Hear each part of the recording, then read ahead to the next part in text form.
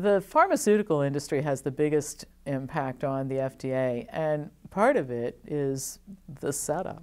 So I think it was in 1992, a law was passed, we call it the PDUFA law, and it allows drug companies to fund the FDA with the idea that drug approvals were taking so long that if drug companies gave money to the FDA, they would have more resources and then drug approvals could be faster. Well, that certainly has happened, but I think this year the estimate for the amount of money that will be paid to the FDA by drug companies is $787 million and change. And if you go back and look at the period of time since this happened, you'll see every year the percentage of drug applications that are approved. It's now up to about 96%. Now, people will say, oh no, that's not true because I know this drug failed to get approval. Well, but they get recycled. So the drug doesn't get approved and then they submit it again. So if you take a look at the number of applications that actually end up getting approved, it's about 96%.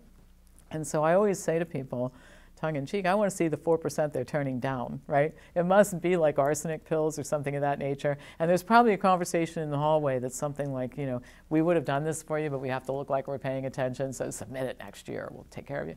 So we have another extremely flawed system like the USDA situation that's just fraught for all kinds of misbehavior.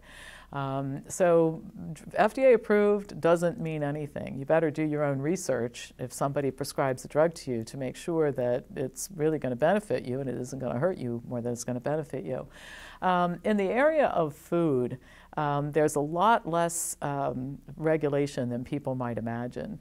The food companies aren't paying the FDA. And the FTC is more involved in advertising foods, making sure that the claims that are made are correct or not incorrect. The FDA is involved in the silly health claims that are made about food. And so this is something we should just do away with. We spend a fortune on this kind of stuff and regulating it, and it ends up being ridiculous. So I'll give you an example. There's a chocolate product, a chocolate chewy product that's fortified with calcium and vitamin D, and it's good for your bones. All right? The FDA allows that claim. Now, I got to tell you something. There's nobody in this city right now who would like to see chocolate build strong bones than this woman here. I have never lost my love for chocolate, and I can't have it in my house because I would eat it, but believe me, I do love chocolate. Okay, if only it were true. But people buy this stuff. One of the reasons why food companies go out of their way to get these types of claims approved, and the supplement companies are very involved in this too, is because they know that if you can put a health claim on the front package of chocolate chewy candies saying it'll build strong bones, people love to hear news like that, and that'll sell the product.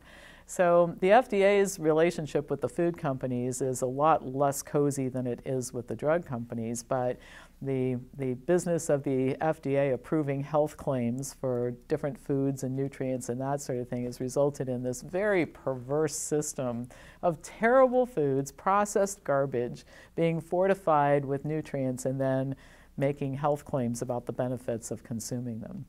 So again, bad system for public health. What I would like to see happen with labels, and I said this in my book, I think that food labels should be really simple. Okay, so you can have pictures of the food, that's fine. You can call the food something jazzy. You can list the ingredients, and there would be some rules about that, so you don't get to have 9 kinds of sugar so that sugar doesn't look like the first ingredient.